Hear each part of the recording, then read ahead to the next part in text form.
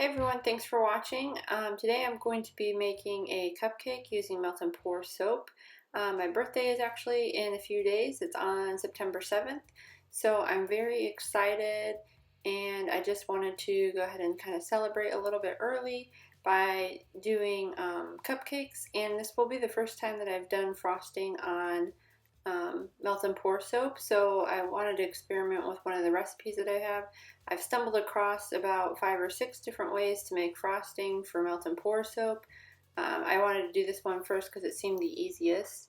So the first thing I'm doing though is I'm prepping like little embeds for the on top part of the cupcake. I wanted to give these plenty of time to set up while I melt down the rest of the soap. So I just picked the color that I wanted to use. That would stand out nicely on my cupcake design, which is this nice lovely blue that I got from Nurture Soap.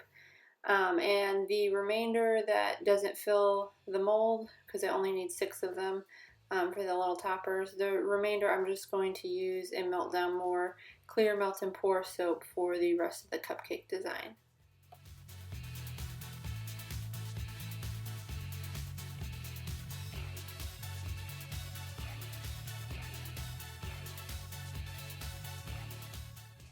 So now I'm measuring out the melt and pour for the actual cupcake part itself, and I'm just going to pop them into the microwave and melt down clear melt and pour soap. I believe I was using about 4 to 6 ounces of soap. I just wanted to do 2 different colors and do a swirl design as the base part of the soap.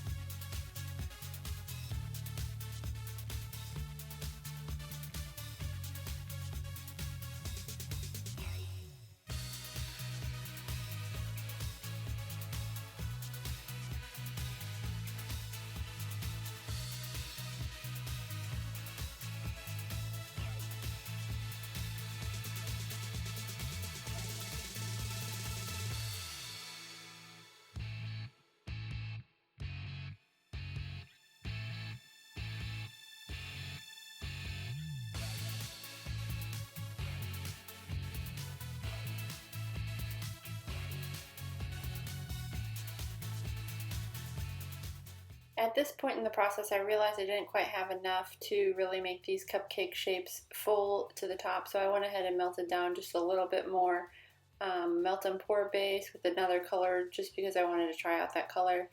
And I went ahead and topped off these cupcakes so that they were closer to being full. There was a few of them that still weren't all the way full, but I just wanted to make it a little bit better.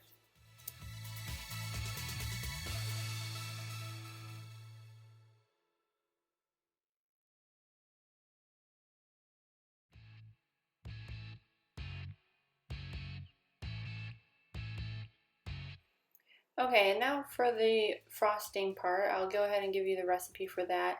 I went ahead and melted down about 4 ounces of white melt and pour base, and then I'm using a hot pink mica.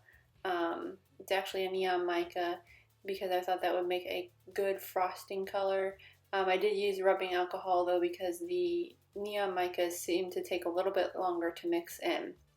So once all that was kind of mixed in, I went ahead and added 1 full tablespoon of glycerin, actually 2 tablespoons of glycerin, sorry I forgot, and then I just kind of mixed it in and stirred it up really well. Once everything was incorporated, I went ahead and prepped my cupcakes and kind of got them ready so that I could move quickly once the frosting was made.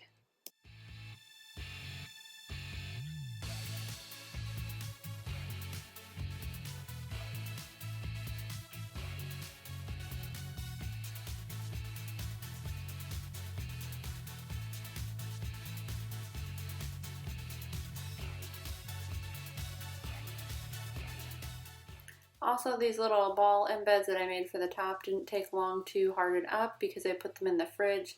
So it didn't take any additional time. I just popped them out as soon as I was done pouring the rest of the soaps. And like I said, I just wanted to get everything prepped and ready to go because I didn't know how quickly the frosting would start to set up once I started mixing.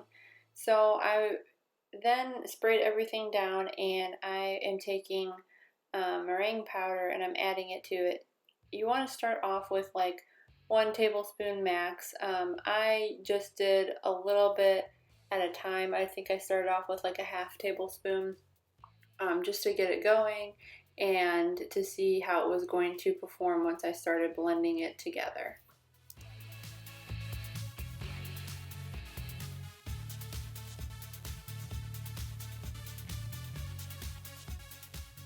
To make sure that you fully incorporate the powder, you want to use a hand mixer. You can also use a whisk attachment for this part too.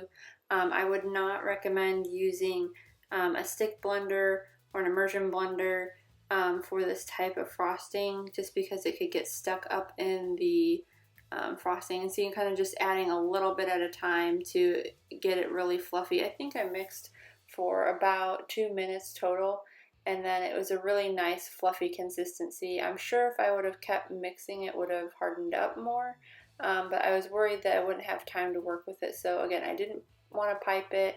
I just kind of wanted to see the texture of it and see how this recipe, the frosting, would turn out. I would say that, I don't know if it's just because it's pink, but it's kind of like a gummy cotton candy like texture. It's very fluffy and very soft and squishy. It does kind of harden up. It's not like fully hard. I'll show you at the end after I let it sit for about a week. You'll see how it turned out. But I just kind of wanted to shape it and mold it and see how easy it was to work with starting out. It did kind of harden up, and the last bits were hard to get out of the container for this particular recipe. So I don't know if I will be using again for melt and pour, or maybe just use less powder and kind of play with the ratios to get it to be the texture that I like.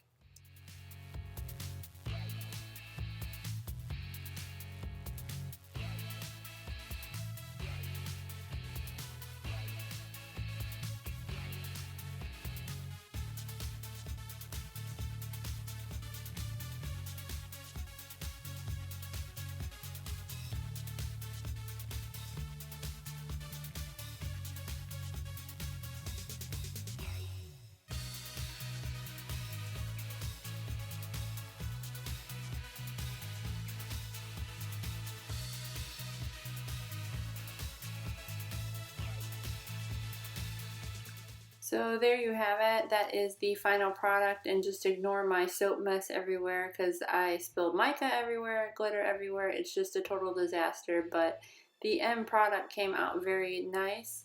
Like I said, the frosting was a little bit squishy, but I like it. And I did also test just the frosting itself to see how it would lather. Because I didn't know if it was still going to be soapy or if it was going to leave like weird residue or be slimy when you use it. So I just went ahead and did a test in the sink, and I really did like the way it lathered. It's really like a foam soap. It might even be like a cool soap to do on its own at some point.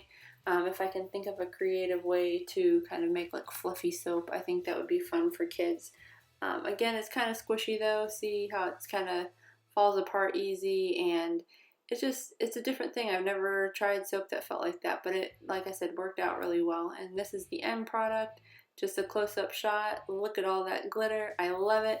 And go ahead and let me know what you guys think. If you have other recipes for frosting, go ahead and leave a comment below, or suggestions, because I think I'm going to do another video just showing all the different types of way to do frosting with melt and pour soap. I just want to keep doing research on it and see what I can come up with. So thank you all for watching. Don't forget to like and subscribe, and I will be posting more videos of melt and pour soap soon.